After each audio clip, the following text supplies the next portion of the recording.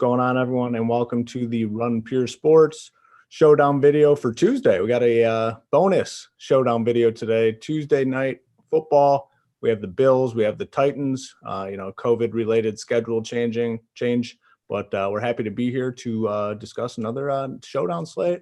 And before we get started, there's only one way we can open up this show. Mr. Big T is entitled to one of the biggest victory laps of all time after being called out on Twitter all day yesterday and during the game, on Discord and our private Discord channel.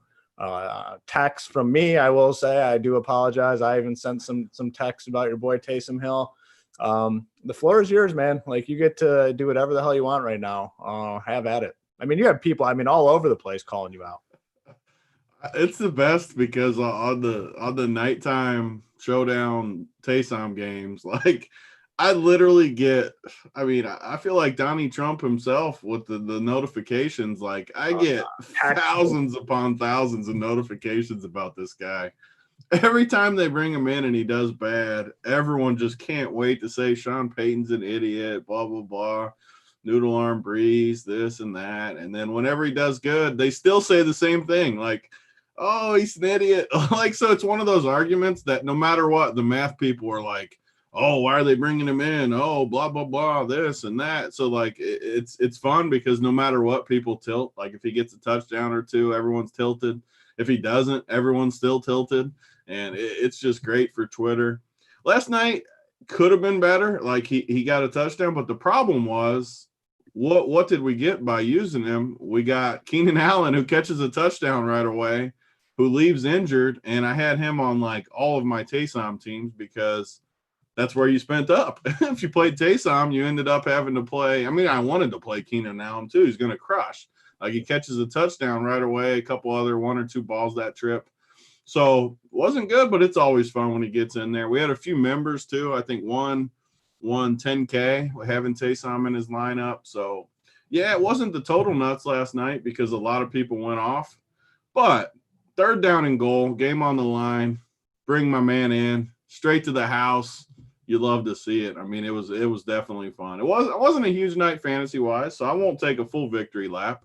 No, you get the victory lap, man. This is my point though. Take the touchdown out of it. I know I say this every show, and people just can say whatever they want. The math guys say it's not true, blah blah blah.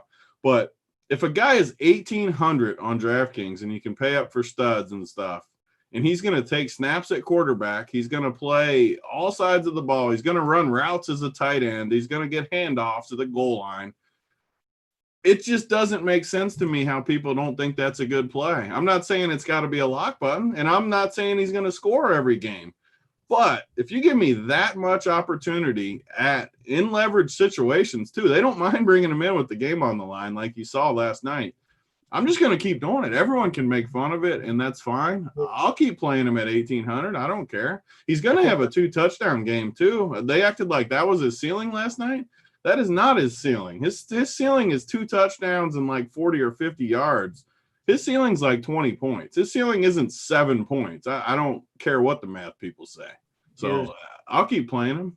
Here's my point with Taysom Hill. I fall somewhere in the middle. Okay. His opportunity for price tag, the price tag that we typically pay for him, and his opportunity that he gets on the field is absolutely elite. It's absolutely elite. You're not going to get many guys. He's typically around 2K, 1,500, 2K range. His opportunity, he gets action in the red zone, which we saw. He can pass the ball. He can run the ball. They're throwing the ball to him.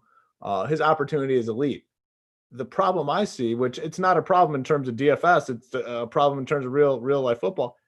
He's just not very good at football. Like, he's just not very good. And that's where you and I. That's where we definitely disagree. That's where we disagree. I think he's like a really good football player. Drops passes. He can't throw very good. He can't, he always wants to hold on. It worked out well for him when, he faked it and ran it in, or whatever. That was a design run, I think. But a lot of times, like, he'll fake it to the running back and he'll keep it because he wants to be the man. He's just, to me, it's just not very good. So that's like where I have the issue. But his opportunity makes him in play for where his price tag typically is on these showdown slates. So that's until he gets, like, people always ask what the price break is. Like, if he was priced the same as kickers, who honestly you should project between like 8 and 12 range, I think that's the point where I would get off. Like where if it's ever more than a touchdown, it wouldn't pay it off. That's when I get off. But as long as he's way under the kickers, like he's half price the kickers, I mean, I'm fine. And again, it's a showdown format. You're not treating it like a normal slate. If he hits his upside, you're going to have a chance to win a ton of money. And that's all I care about on Showdown. Like you're not playing him for his floor. I love it. They're my favorite slates. I can't. And now with Twitter, it just makes it even better because people just absolutely lose their minds. And it's the best thing ever. It is funny. So, yeah, I mean, you're getting pounded all over. I mean, before the slate even started, before Taysom looked like crap on those first couple drives, people were saying that the Taysom guys are paying the rake tonight. People that play Taysom are donkeys. Any response to those comments that we saw flying around on Twitter prior to the game? It was prior to anything that happened on the field. I love it. Like I love all the math nerds and they always want to like just prove their point. Like, oh, and they have their little backhanded comments and blah, blah, blah. I mean, people that haven't won anything in multiple years are out there just talking trash.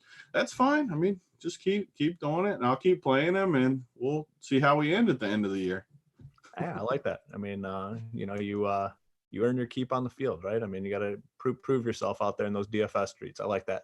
So yeah, we had some members do quite well last night. Actually, we had quite a few solid screenshots. Primarily off the play. I mean, the information was spot on. The one thing, like you said, Keenan Allen really, I mean, I was all in on him.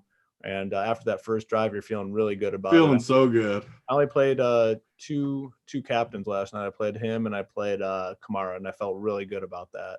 Kamara ended up, slightly disappointing, but not fully. But I think that game overall is a lot different if Keenan Allen's in there. If Keenan Allen's in there, Mike Williams doesn't have that monster game that he had. So I felt really good about where I landed last night. I had Lutz. I mean, kickers are starting to turn a corner for us here a little bit. They're finally getting it done. Lutz is just one of the best kickers. I mean, he had what was it, a 50-yarder? I mean, right down the middle. I mean, just 40. I think he ended up with 15, right?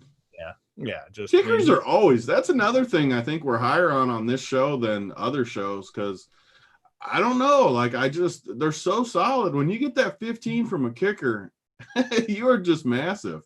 And I don't think people realize how good they are. I think we play them more than the field too. Yeah, I mean, I'll keep, especially those teams that are favored, like in the dome. Like we weren't as high on the Sunday night ones, but like because of rain and whatnot. But Monday night, I mean, and what you're getting with. I mean, he's solid, man. Lutz is solid. He's probably one of the best kickers in the NFL. Just super, super solid. And he definitely got there. But before we get started, anything else from last night's game? No, another fun night. And I mean, we're going to have a bunch of baseball content coming here too, as far as the showdowns. And again, last night, it was a pretty good strategy to play some of these relievers until there was two bombs late in the ninth that kind of shifted things a little bit, but it was a total printer again, going to the ninth. And I'm excited to do these baseball ones. So we're going to have tons of showdown content coming out in the next couple weeks. Speaking of that, don't mean to cut you off, but I don't want to forget. I'm a pretty forgetful person. So we have a promo code right now for anyone listening, and the code is Showdown, SHOWDOWN, in case you didn't know how to spell Showdown, which I'm sure you did. And if you didn't, you could easily find it. But you type that in and you get 25% off your first payment at Run Pure Sports. And, on our website, I mean, one price gets you everything. So if you get a monthly or a weekly pass, you get access to absolutely everything, including all our Showdown content. These videos that Tony and I do for every Showdown slate is typically behind the paywall, premium, exclusive, just our members. But we're doing this free one today. So get on over there, use the promo code Showdown and give it a try. 25% off your first payment. And then we would also like you to hit the like button. There's only 19 likes. We got 122 people watching. If we get this number up, we'll give out a shirt or maybe a hat at the end of the show, but we'll address that once we get to the middle of the stream here and see what we need to get to in order to hand out a shirt or a hat. So yeah, get on over to Run Pure Sports. Just give people a rundown of what they get over at Run Pure Sports, the Showdown content and, premium content for NFL as well. Yeah, I mean, it's just exciting too to have a game on a Tuesday night. I Oh, wish yeah. we had football more weeknights like this. We've talked a lot of the year where I wish they would do this. Like, why do you have to, especially during this year where everything's been different? Why not play them every night? Play them Wednesday night, Thursday night, Friday night, and space the games to where they play every 2 weeks or something, or every 10 days, and just shift it all around. I'm sure the scheduling would be hard, but they make a lot of money. I'm sure there's smart people out there that could figure that part out.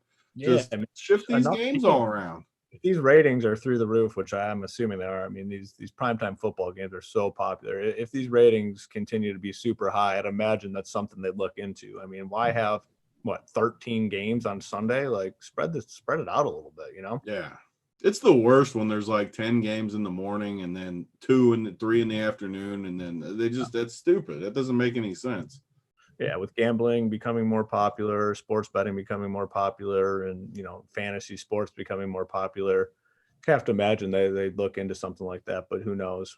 Yeah, so give us a rundown of the showdown content and the NFL content that we have, and then we'll hop into this game. Yeah, so showdown every time we have a showdown game, which pretty much all the primetime games, if there was ever like a London game or something, I don't know. I'm sure the schedule, they don't have that this year, I'm sure, with COVID, but anytime there's a big island game, we'll have a playbook, we'll have core plays, which is all of our favorite plays, me, Hoop, Mangone, JSU, AP, everyone kind of their core plays up there. And then we do these videos, obviously, for most of them. We'll screen share more. We'll kind of show you our thoughts with the lineup builder and how we're attacking the slate and kind of just talk it through. And one of the things I know I do, and Hoop does too, Hoop looks a little more than me, but where I like to look for the first time when we do these shows so that some people would be like, why would you not be prepared for the show? I like to just get the first look at the show so kind of people can kind of see how we start the process. And then as the day goes, we do the playbook. So maybe some of our thoughts get updated in the playbook and in the Discord, which the Discord is probably one of the best things we have just because you can come direct to us, ask questions. When we get inactives, we add some thoughts. So kind of it's the whole day, the process. The video we start with, our first thoughts, our game plan, kind of not the plays as much. Sure, sometimes it's the plays too, but that's one of the things that people say in the chat too. They're like, oh, I thought you liked whoever, Ryan Tannehill. And then by the end of the day, we might be off of him because of some information. They're like, in the video, you said this. The video is more for the thoughts in the first look and how to attack the slate in the thought process. As we go, the playbook, the Discord, the core plays are kind of our final thoughts. So it kind of just all paints the picture throughout the day for whoever our members are. Yep. Another thing we do throughout the show is we do a little screen sharing where we kind of go through and build some teams. And yeah, it's pretty interactive. So it's, I think pretty informative and some of the best content out there. Obviously a little bit biased, but hey, that's okay. Before we get into the actual plays, this is something we've been doing. We've been pulling up the optimizers and kind of just running a running an optimizer without making any changes at all, so that we can get a feel for ownership, who's going to be popular, who's going to be under-owned, some pivots that we kind of like on the slate. And I think that's a good way to start this show. So Tony's going to go ahead and kind of share his screen, and we're going to go through and run the optimizer and just kind of see if we don't change anything, just based off of basic projections, what we get in terms of ownership and captains and whatnot. And then we're going to go from there and kind of break down the entire slate position by position. So Tony, go ahead, take the reins. Yeah, so first of all, we're just using the lineup HQ over at Roto Grinders. We're gonna have ours up.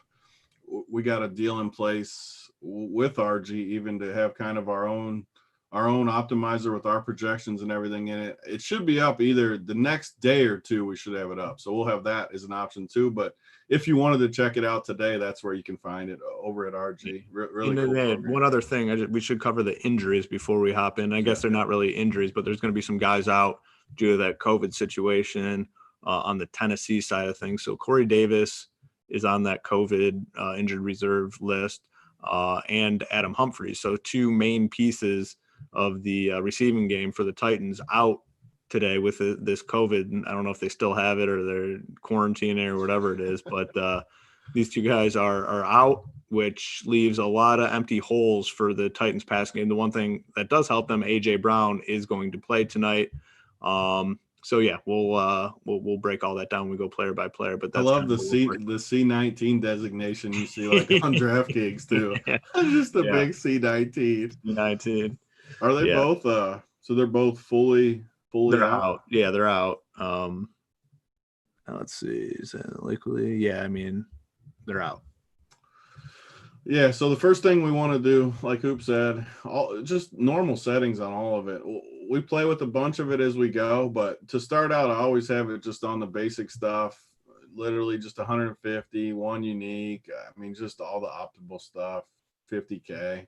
Nothing crazy, like Hoop said, just so we can get an idea. You're always going to have to you have to make at least 2 changes to the player pool so that it'll run. Just one of DraftKings rules, so you can't just click it and run it. So what I always do is just super simple. I'll just come in and remove 2 captains, like 2 just guys I would never play. I mean, I'll remove a couple of these guys just because there's no way I'm playing a lot of these guys. So, I mean, nothing changed though, really. And then I'm just going to click the 150 and we will see what exactly comes up because like Hoop said, we got some guys out tonight. We got some different spots. So it'll be interesting on DraftKings where Josh Allen captain is 19.5, Derrick Henry 16.5, Diggs 15.9 in the captain. Those are expensive. So it's going to be, here we go. So right away, this isn't Cap. Let's look at captain first, but I don't even know who that dude is and he's high on. Let's see. Frisker. So Josh Allen, 50% in the captain, which probably is a little higher than I thought it would be just because I guess I didn't think it through with all the COVID guys, but there's probably a decent amount of value, which means the studs should be up top. Buffalo has everything runs through. We've talked about it all year where Josh Allen is just a stud. And coming into the game, in my head, I was thinking how much I would love to just lock Josh Allen, like we did with Russ Wilson a few weeks ago. Yeah, he's going to be the highest owned captain, but maybe I just literally jam him into every team, go way above the field, and try to get different in other spots. And I kind of like it. You know, one thing I don't like, and this is why you got to set rules. I would never play Josh Allen captain with 5 Titans guys, which pops up as the optimal right now. Yeah. That is like not a good build. I don't like it. So last night, I seen a couple things that went out on Twitter from all the stat people. Like last night with Breeze and with Herbert can move a little more than Breeze, but especially Breeze. Like if you're playing a non-mobile quarterback in the captain and not using at least 2 pass catchers with him, and Kamara's included in that because he's a pass catcher, you are literally doing it wrong. Like that's a simple rule. Josh Allen, you probably in this game, I think you need 2. But you don't always need 2 with Josh just because he can get there by running too. But if it's a like Tannehill the other way even runs a little bit, but I still want 2 pass catchers. Just a simple rule where I mean, just because the way the game's set up tonight, I mean, player groups, like we always say, come to create a group, rename. I would just go like Allen, captain, save, and then you just put in all the pass catchers the way I would do it so you don't forget anyone. Come back here, go to offense, click just the Buffalo side, and then you're coming to wide receivers, tight ends, and you kind of just scroll through the names where all of a sudden then you just click this button, Allen captain, Allen captain, Allen captain. Just put all these guys in to start with. Allen. So we're not clearing anyone out of here yet. Now that we got all those guys, and you would want to include Singletary too. And probably, I mean, has Moss caught many balls? Caught 4 targets the week he played, 3 receptions, so he caught some balls. Singletary every single week, 6. So you definitely want these guys in the pass catchers too, and especially with Allen because it's not as much needed as some of the non-mobiles, but so Moss is he's listed as questionable, but he did practice in full on Saturday. So Moss, yeah, I think he did play last week too. So I assume he'll probably be in. Wait, he didn't play last week. I think he's gonna play though. I'm pretty sure. Yeah. So you got all these dudes in here. We're going to obviously clean this up, and I wouldn't include every single one of them in my player pool, but just for now, I'm always going to set this to 2 men and 4 max, to where, yeah, there could be a team where you play Allen with 4 of these guys and run it back with only 1 dude the other way, and it could work. So let's just with this simple rule, because I think this one is important, especially because he's our top captain. Let's see what happens now if we run 150. All we've done is just that one simple change just to get rid of those just terrible teams that we had up top that we don't want those teams. So let's see how much better they look just by that one change. And these are the things we say every time on these shows. You got to make these rules. You're just not going to end up as optimal without it. Yeah. Like, look at that now. All of a sudden now, look how much better that team looks. We got 2 main targets with them. We got the quarterback the other way. Derrick Henry fade now, but that could work with a team like this. This is just a much better team, right, Hoop? Oh, yeah, I agree. I mean, the correlation is much, much stronger. John Brown is listed as questionable as well. Sounds like he's closer to game time decision, limited participant in their most recent practice. So that's a bit of news to monitor as well. It would be obviously a big boost to a guy like Diggs if Brown were to sit. There's just a ton of news to note today too. Yeah. Definitely make sure to check the playbook out later today and the Discord, because I mean, who knows? I mean, these teams have been, or Tennessee side, I should say, had all these COVID issues the last 2 weeks. Yeah, I wouldn't be surprised if anything happened before the game. Someone out, someone in, like who knows? So make sure you're checking it out later. Monitoring the news super important today, and it could potentially give you a big leg up because it's an earlier start too. I think 7 p.m. Eastern, so not as much time for people to make adjustments. So definitely, stay on top of the news. With the membership at Run Pure Sports, we have a very, very active Discord chat that's exclusive to our members, and I mean, there's people 24 hours a day and they're chatting about sports and they're on top of all the news and whatnot. So, if you do happen to come check us out, use that promo code Showdown, gets you 25% off. And then, make sure you get in the Discord. There's a link on the website to the Discord that gets you in. All the information on there goes a long way. And make sure if you're watching to hit that like button so we can continue to bring you these free shows. If we get a lot of likes and a lot of traction here, maybe each week or every other week we'll pick one of our Showdown videos and just make it live and free on YouTube if it gets a lot of traction. If not, we're just going to send it back to premium and you guys won't be able to see it for free anymore. So makes it simple. Anything else here before we kind of dive in? Should we dive into player by player breakdown here? Yeah, I mean, I think all right. So just the spread too, just to cover it real quick, but we got another pretty big total for a Titans game. It's just crazy this year with no or limited crowds in almost all the games, and just the way the game has gone with more passing, more going for it on 4th down, more of that kind of stuff. And we just got bigger totals. Like the Titans at a 52 feels high to me, but Buffalo has played. They're just a good offense now. They've got a quarterback obviously that can move and sling the ball.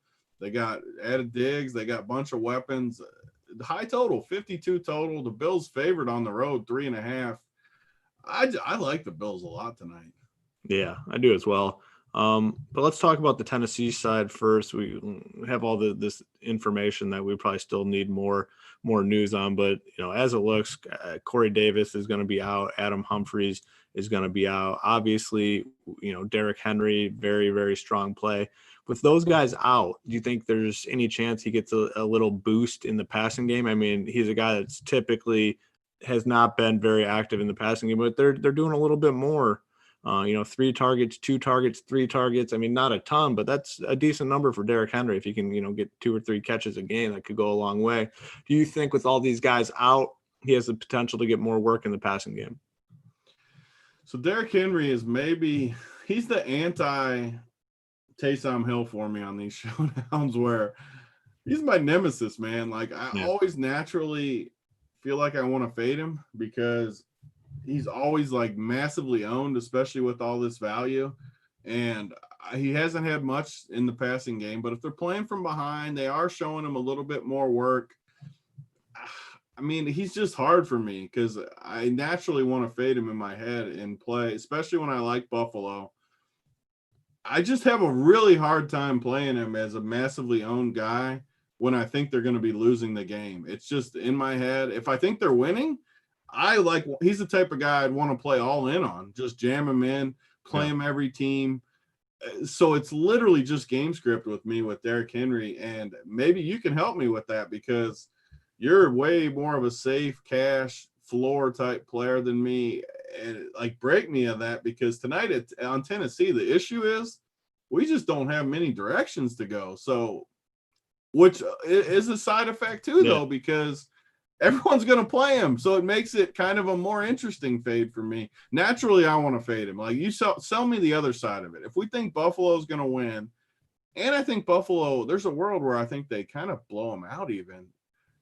How can I play Henry if I think that way? Well, I mean, you and I are both big Vegas guys. You know, we will look at the Vegas numbers and whatnot. And, you know, if you're a believer in the numbers, like it's not going to be a blowout. I mean, it's a 52 total, 52 and a half, and a 3.5 point spread. In non-blowout situations, you know, Derrick Henry has a very clear path to a massive upside game, especially with them being shorthanded. You know, they're going to be out a lot of core offensive guys. And like I said, he's seen a little more activity in the passing game, not a ton, but there's been talk about it and we've seen a little bit of it.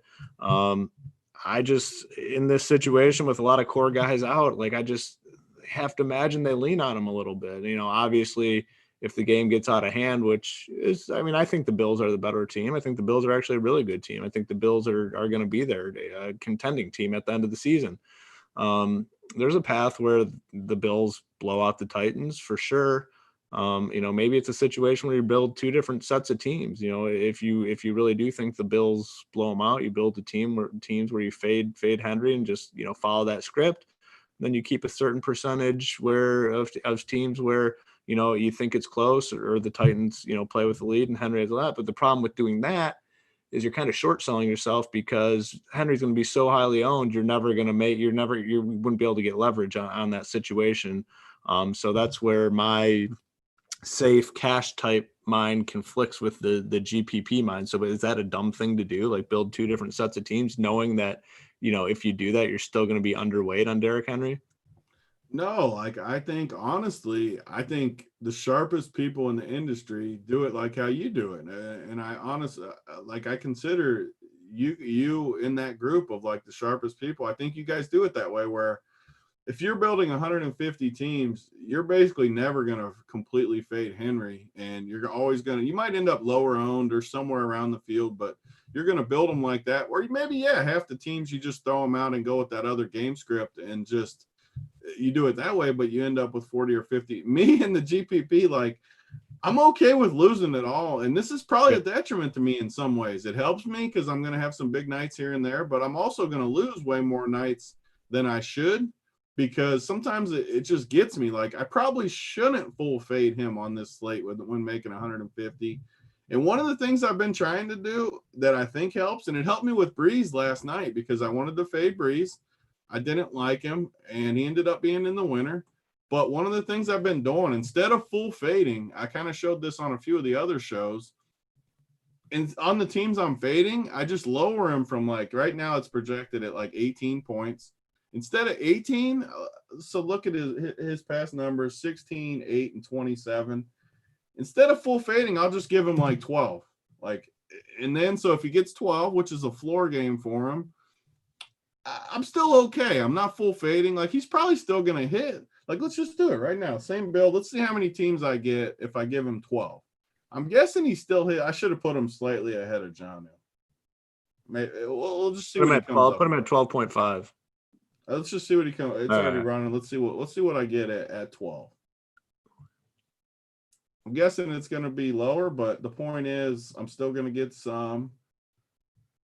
Yeah, so he doesn't hit any, or am I missing him? Yeah, he doesn't hit any teams with a 12 projection, which actually it says a lot to me because I know that if he gets less than 12, my fade is good.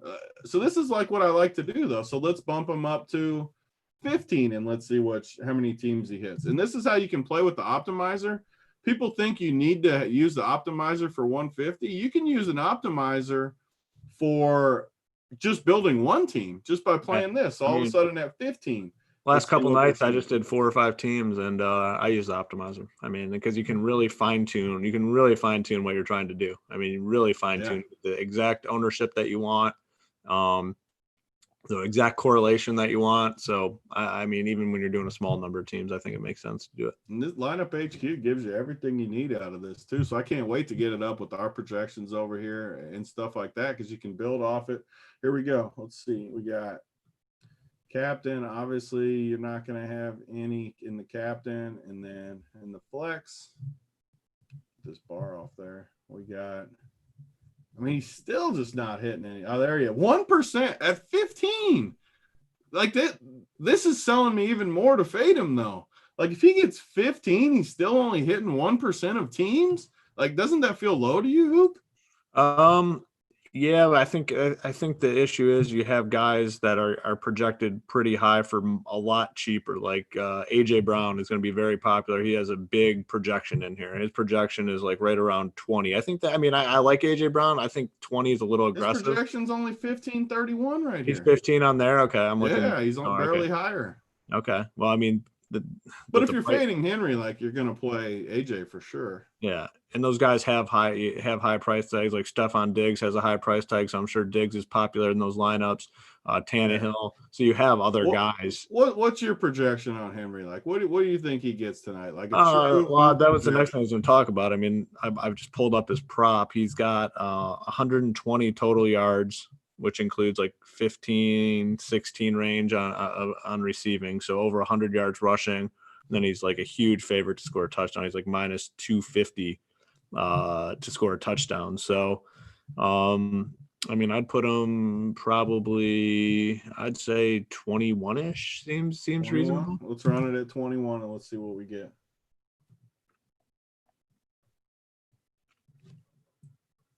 Yeah, I mean, if the game stays close and Tennessee, I just think showdowns is all game script. If you think Tennessee plays good tonight and they're in this game, I think you have to play a decent amount of Henry. If you think Buffalo smothers them and does good, I think he's a decent fade. Okay, here we go. Now we got captain. So at 21, all of a sudden now he's hitting 50% of captains. That just shows you, it's crazy what this optimizer shows you. From 15 to 21, that's basically one touchdown. He goes from not hitting anything to 50% captain. That's the only change we just put in this thing. 50% captain, 40. So he hits 95% of teams by one extra touchdown. Nothing else, just one touchdown. He goes from hitting no teams to every team. That's crazy, isn't it? Absolutely. I mean, yeah, it's just very, very fine line on a lot of this stuff. Very, very fine line when you start, playing around with the projections and optimizers and whatnot. So after Henry, I mean, we got, the Titans are going to be very thin. So the next three guys are core pieces of their offense: Tannehill, AJ Brown, and Jonnu Smith. Kind of all in a tier of, from Tannehill to AJ Brown, it's 1,000. From AJ Brown to Jonnu Smith, it's 1,600 on DraftKings. So they're spaced out a little bit, but I mean, these are by far the next three main pieces of the Titans. How are you handling these three guys with all the injuries that they have? So with these stud guys, especially Henry and Tannehill, Tennessee, I think, is maybe one of the best showdown teams just because these two don't really correlate all that great, at least for me. I can guarantee you tonight in my player pool, one of my main freaking groups, without a doubt, is going to be Tennessee studs, Tannehill and Henry. Actually, with this too, when you have the captain, people get in trouble with not including the captain part because obviously it'll jack your rules up. So I only want one, because obviously you can only play one Henry captain, but I don't want these two together, because if Henry does really good, I feel like Tannehill doesn't throw near as much. Yeah. And vice versa. If they get behind, I feel like Tannehill is a way better play. So I am going to go one of these people on every single team, no matter what. One of one. Yeah. So I'm going to have one, because I'm not fading both of these guys on any team. but I don't want both of them. A lot of people won't do that rule and they'll play both of them, which could be fine. I mean, I'm sure Hoop likes the floor of both, and he can do it. No, I mean, this is the one team where I think it makes a ton of sense. Like if Tannehill has, I mean, we saw it. Remember the week that Derrick Henry was massive chalk on the main slate, massive chalk, and he busted. Well, he busted because Tannehill had a huge passing game. I think 3 touchdowns. I can remember the first drive was Jonnu Smith. It was a 60-yard catch to Jonnu Smith, and then he finished with the touchdown to Jonnu Smith, and he just continued to pass. Like they sold out to take away the run. And Tannehill had a big game. Derrick Henry did not. I mean, it's a correlation play. It makes a ton of sense. It's something that I didn't think of. But it makes a lot of sense. I mean, the route where this backfires is Tannehill. It would be in a Titan blowout situation where the Titans blow out the Bills. Tannehill dominates. I still think that's just Henry though. I mean, it would be Tannehill, going for 202 touchdowns in the first half, and then they turn it over to Henry, and then he gets 2 touchdowns in the second half. That's what you're fading, which isn't very likely. So, I do really like this rule. I do think it makes a lot of sense. And I mean, Tennessee's one of the easier teams to do this with because honestly, like it's tough to get them there. And just say they do score a bunch of points and they both do decent, then Buffalo's going to be keeping pace too. So those studs the other way are going to be doing good too. So it's a rule I'm definitely going to have. Yeah. And maybe that's just one way I get a little bit of Henry. Maybe I leave him at his normal, like 18 projection or something, but I set that rule and kind of go with the little hedge. Like there's no reason, I guess, to go full fade with Henry like I like to do sometimes. I don't know. Henry's the toughest one for me. I'll admit it because I always naturally want to fade him in Showdown. He's going to be 70% owned, and I just don't see it.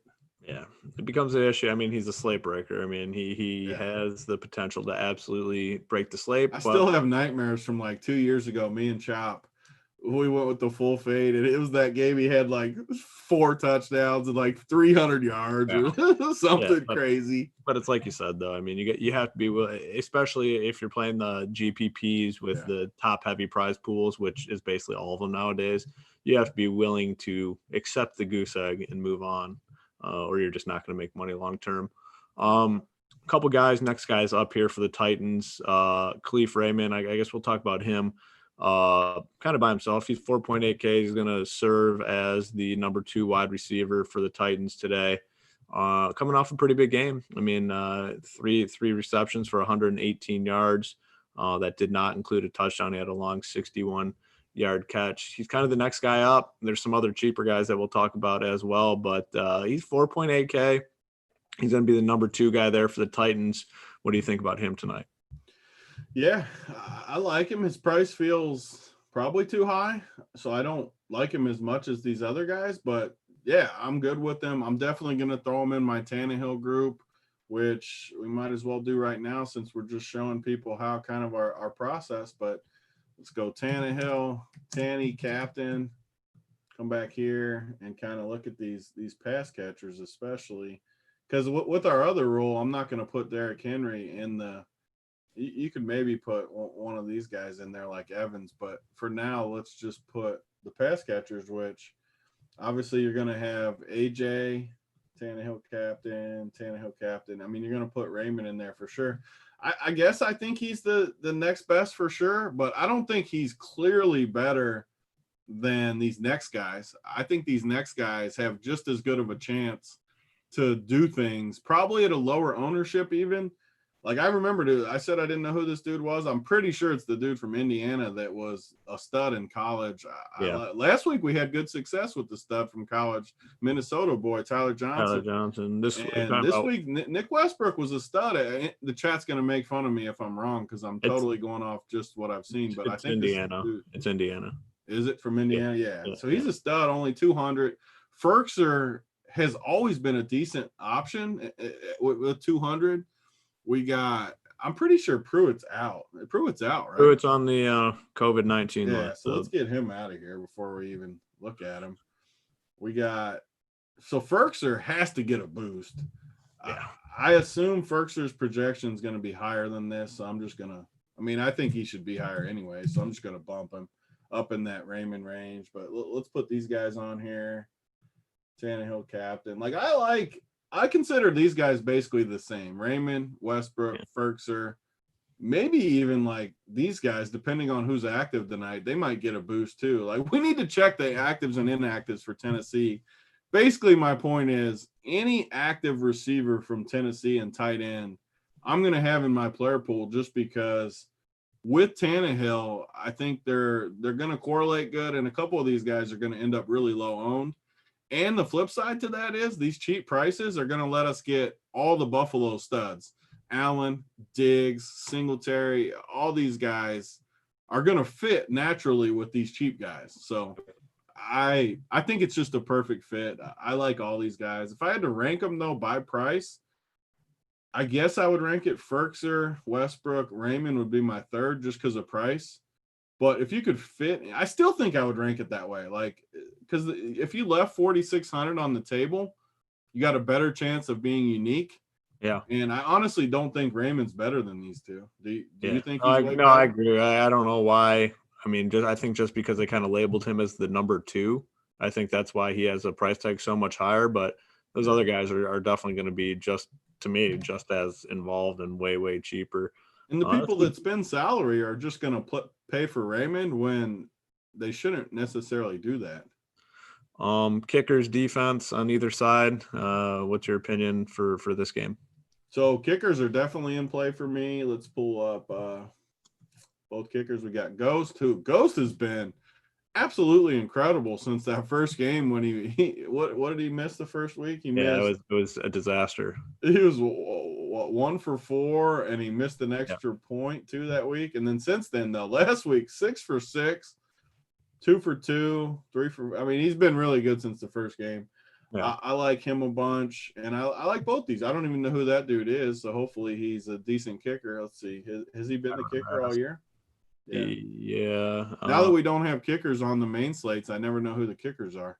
Yeah, but he missed a couple week 1 as well, but he's 2 for 2 cents. It looks like 1. I mean, they've been. I mean, the thing with him, I mean, their offense has been so efficient that he just hasn't had a ton of opportunity. They've been punching it in quite a bit. So actually, I definitely lean Gostkowski, and he's cheaper too if deciding between the two. This Titans, this Bills team has a chance to be really good, I think. So let's kind of go into that. So the chat is saying Swain. Who's Swain? I don't even. He must be. Yeah, another tight end for the. So if we include right here, this dude, I guess. So this dude might be getting a boost. Let's put him in our player pool too. I'm sure it'll update as the day goes, but with the one dude on the COVID, who's the one dude we talked about on the COVID, they said he's a rookie this year. I love it. Yeah, you can add him another $200 once I add him for a projection, now he's in there. Obviously, as the day goes on, those guys the projections will get updated and stuff, and we'll talk about it in the playbook. So we'll hop over to the Bills side, and obviously Josh Allen, the highest projected guy. Oh God, the chat. Not to interrupt you, but it's that Cowboys freaking guy. That dude sucks. I remember that dude. Yeah. He was on the Cowboys. Yeah. I didn't think it was the same guy. That dude sucks. Come on, chat. You're leading me astray here. Yeah, he's got 0 action all season now that I just pulled it up. I mean, I guess sure as a dart throw, but those other 2 guys are going to have a role. Those other $200 guys have a role tonight for sure. Swing would have to get lucky to get in there, I feel. Josh Allen, the highest projected guy on the slate. I mean, no matter what projection system you're using, he's the highest projected guy, and rightfully so. I mean, his floor is super high, and we may have saw it last game where he only got 25.5 fantasy points. Just been phenomenal all season long. Most expensive guy on the slate. You kind of talked about potentially locking him in to that captain spot. Just talk about it a little bit more, what your plan is here with Mr. Allen. Yeah, it's tough because he's going to be the highest owned captain, but man, you look at this dude. We've talked about it all year on the main shows. Look at these numbers. We got a slate where we have a ton of cheap plays. I think it's the slate you can do it, honestly, and there's a decent chance I'm just going to do it. I'm just going to run all 150 with him in there because I just think it's the winner. Like, if you think it's the winner, It doesn't matter if he's 70% owned in there. If he ends up just smashing, he's going to be in there in the winner. So you might as well try to hit it with the other combos. I mean, the good part about Showdown is he's never going to be more than like 40% in the captain. There's too many combos. And I mean, these numbers are incredible. It's like Lamar Jackson last year where everyone was adjusting to him. He's got these new weapons. I mean, so again, we'll circle back. You're the cash guy. You're the safe, smart floor guy. Is that something we can do? I mean, we can just lie. Even if he has a bad game, right? He's still going to have – he's not going to kill us ever. Yeah, I mean, you're never going to draw dead with Josh Allen and be drawing dead for the most part to cash. Like, obviously, you could have a disappointing game, but like you're still like there's these, especially on this side, like you said, these guys are like cheap. There's a lot of cheap dudes that could have big games to kind of make up for it. I'm always a proponent to just take a stand, and this is a stand you can potentially take. Like you said, he's going to have high ownership in the MVP, but if you're 100%. And, the field's 50%, like you have 50% more combos to hit on. And when this dude gets in the 30s tonight, you're going to be feeling good. I promise you. I don't care if he's high owned. I don't care if you're duplicated. You're going to feel pretty good if he's in the 30s and you got him locked on every team. Some connection issues there for Mr. Big T. You can't yeah, hear I'll me? go ahead and continue on here. Oh, you back? Look, you were frozen on mine. Oh, yeah. Hoop was the one. Don't be saying connectivities issues with freaking Big T. Big T has internet 5,000 from like 2050. So I should. I mean, I was sitting here talking and you froze. I was worried I was going to have to go on by myself for a minute, and then I heard your voice. I'm back for you, buddy. Continue on. Or if you're done, I can. No, yeah, I was just saying that he's just the man. I mean, I said you're not going to feel bad when the dude gets you 30 points. I mean, even if you're duplicated, you're going to feel pretty good if he's in the 30s. Now, obviously, tons of rushing upside for Josh Allen. Do you have to pair him with a pass catcher if you're playing him in the captain spot? I mean, I still want to pair him with two guys. I mean, there's enough people to where – I mean, let's just look at the pass catchers. You got basically all these dudes I could make a case for. Obviously, the three, but then you got the Central Florida guy that did good last week. I mean, he caught a touchdown. He's been good enough all 4 games even.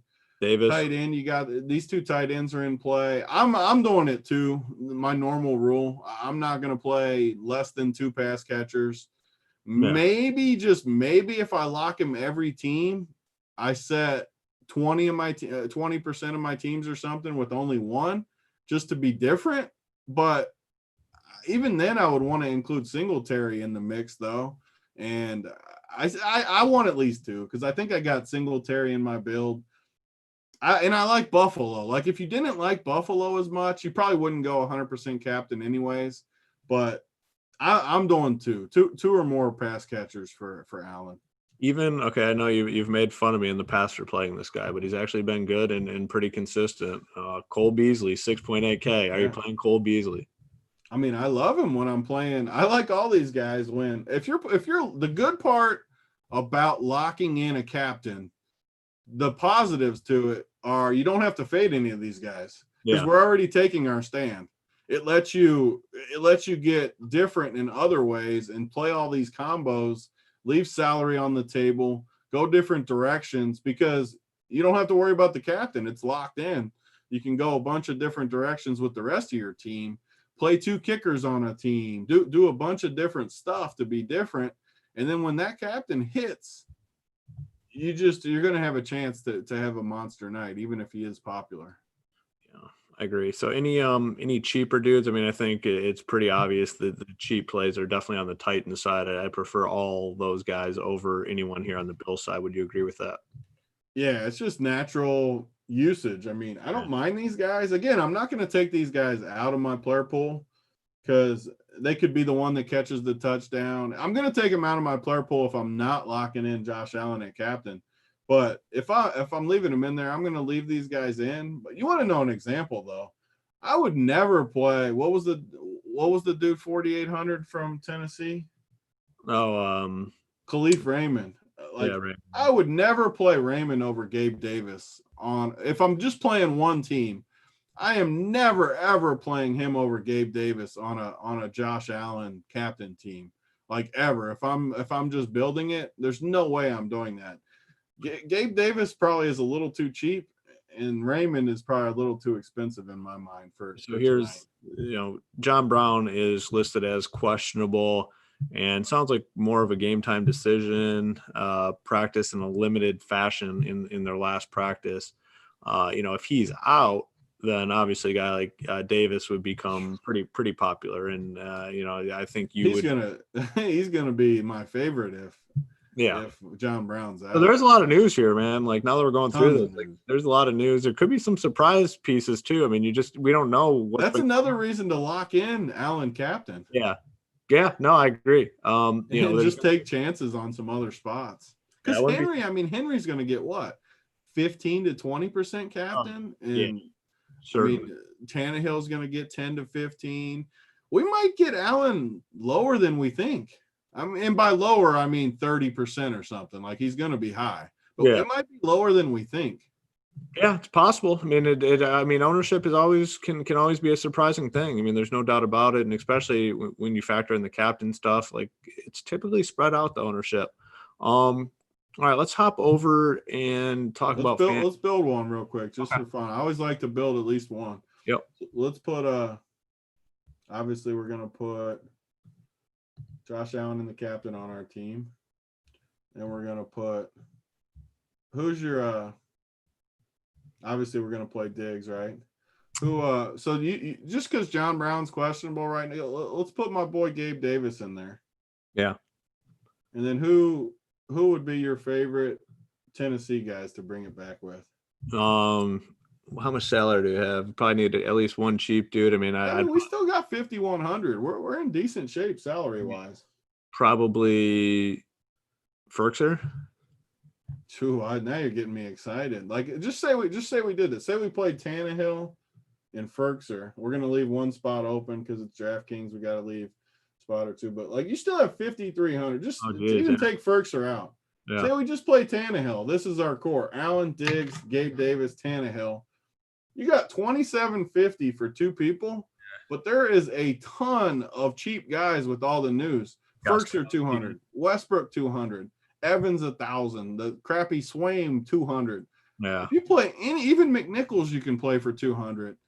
I mean, just great build. I think. I'm selling myself more and more. We haven't locked the captain all year, have we? Oh, we locked Russell Wilson. And it worked out. He got 5 touchdowns for us. Yeah, 5 different guys, 5 touchdowns. Hopefully we can reenact that today. Yeah. I'm selling myself on it. I think I'm pretty set on the Josh Allen. You want to hop over to FanDuel? Yeah, I'll hop over to FanDuel and talk about that real quick. Same type of situation, obviously. I mean, I think that the case to lock in Josh Allen's obviously even stronger on FanDuel. There's not as big of a price difference there. He's 16,000. The next closest is Tannehill at 15,000. To me, I think it's very clear you just lock in Josh Allen, especially with the strategy we've been talking about. Not you. I mean, I'm still going to be pretty high on Henry, but you potentially not being high on Henry. I think he's the only other guy that even could potentially beat him here. So for me, locking Josh Allen, I think makes a ton of sense. Yeah. So just running the numbers.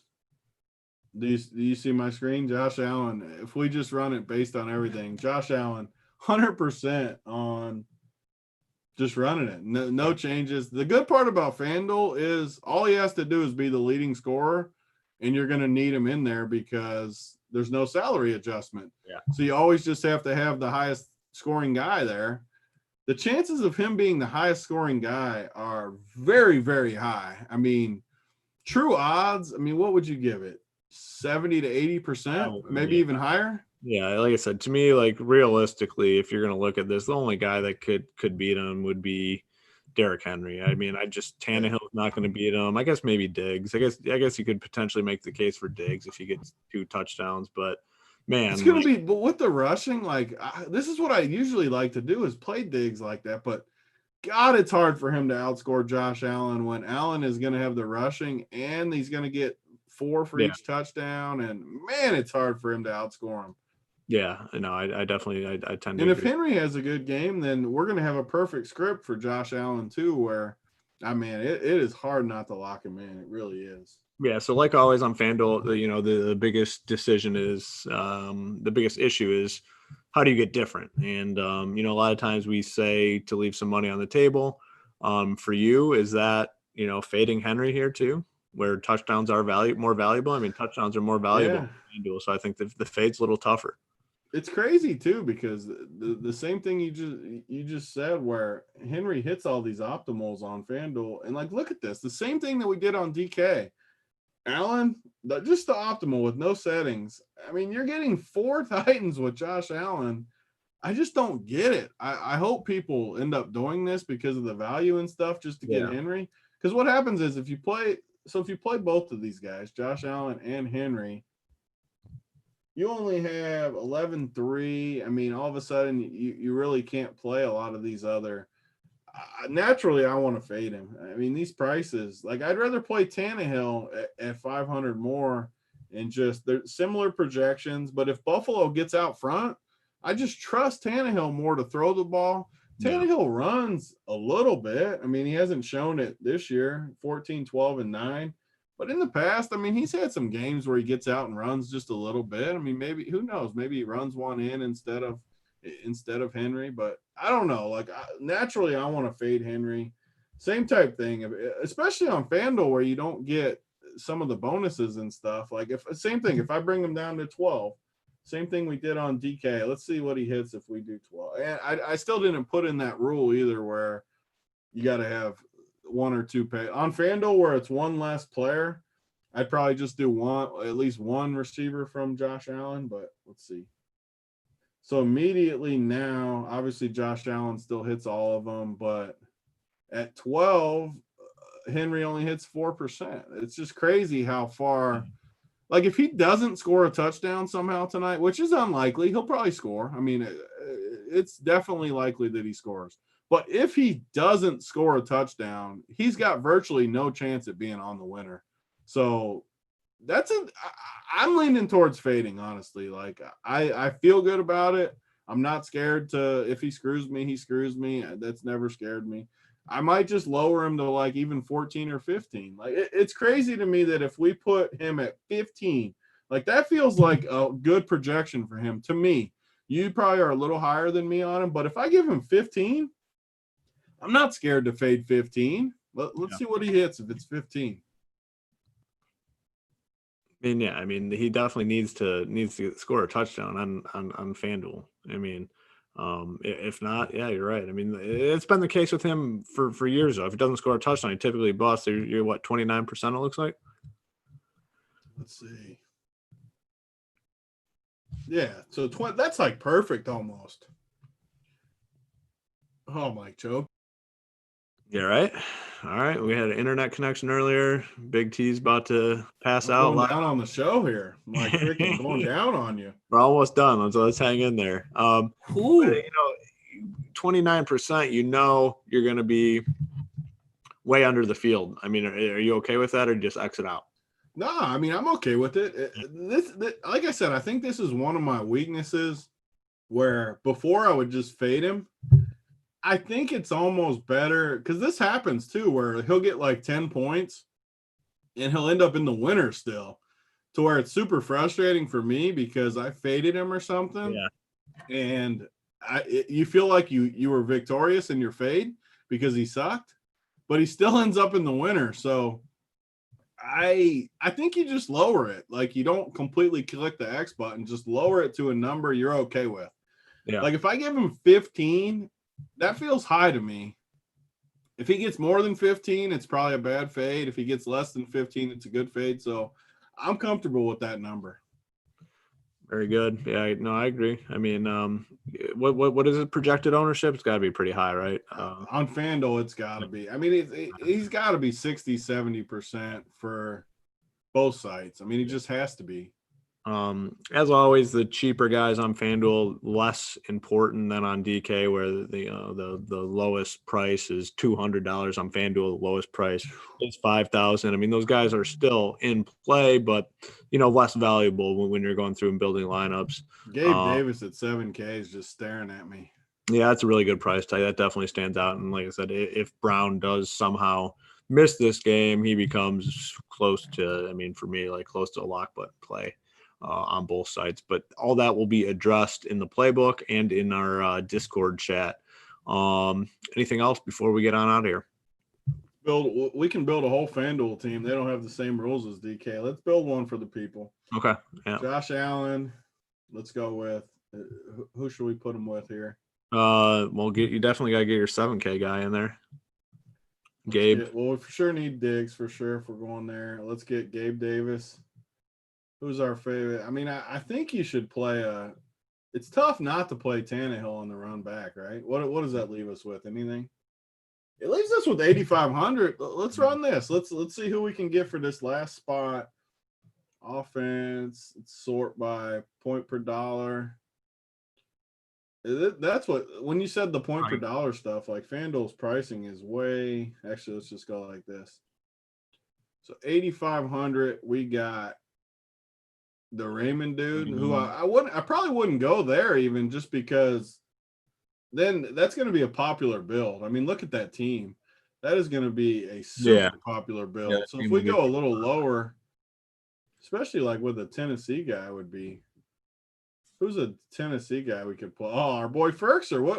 Both these guys at 5K. Which one of these dudes do you like the best, Ferkser or Westbrook? Probably, I'd say you have to say Ferkser has more touchdown upside, right? I assume. Yeah. He's definitely got more touchdown. The other dude's super talented.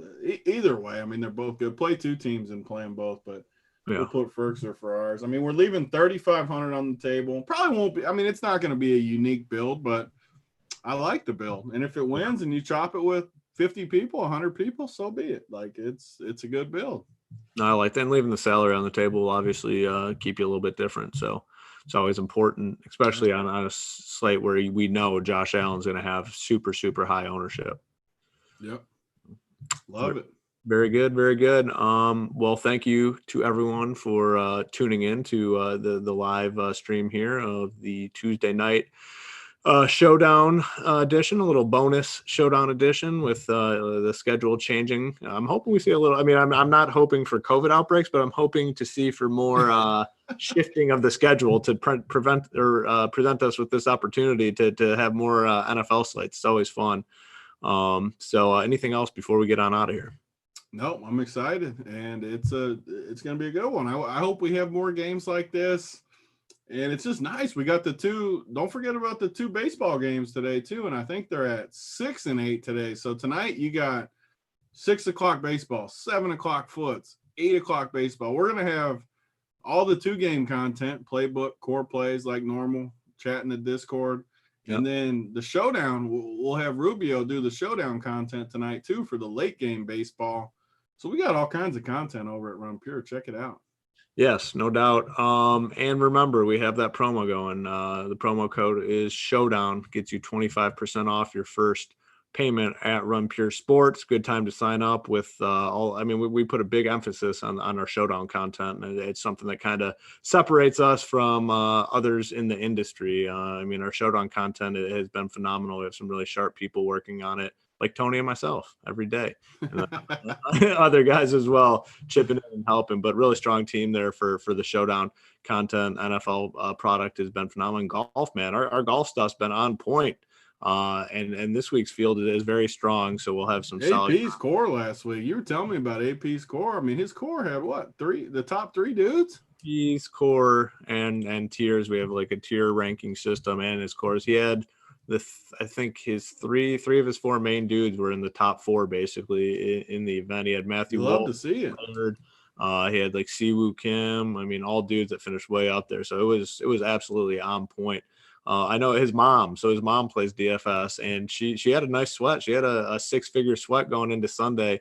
Who was it? I think Harold Varner hitting the water, kind of screwed her at the end, but Is his mom going to be like Siege's mom and start kicking his ass in DFS now? I got AP's mom. I got AP's mom over Siege's mom all day. Tag team match. I can't even be too. Yeah, so make sure to like the video too before you guys get on out of here. That'll help us a lot. And like I said, we'll try to do some more of these free shows if we get some good traction here. So yeah, good luck to everyone. Doing that golf show. They keep saying that golf show tonight live too. We're gonna do it live, I guess. So that live golf show tonight, I believe at 8. It's at 8, I think. 8 p.m. Eastern. So make sure it's live at 8 p.m. Eastern, and it's free this week as well. So make sure to get on over there and check it out. Hopefully AP maybe can go back to back on giving us the winners. Love it.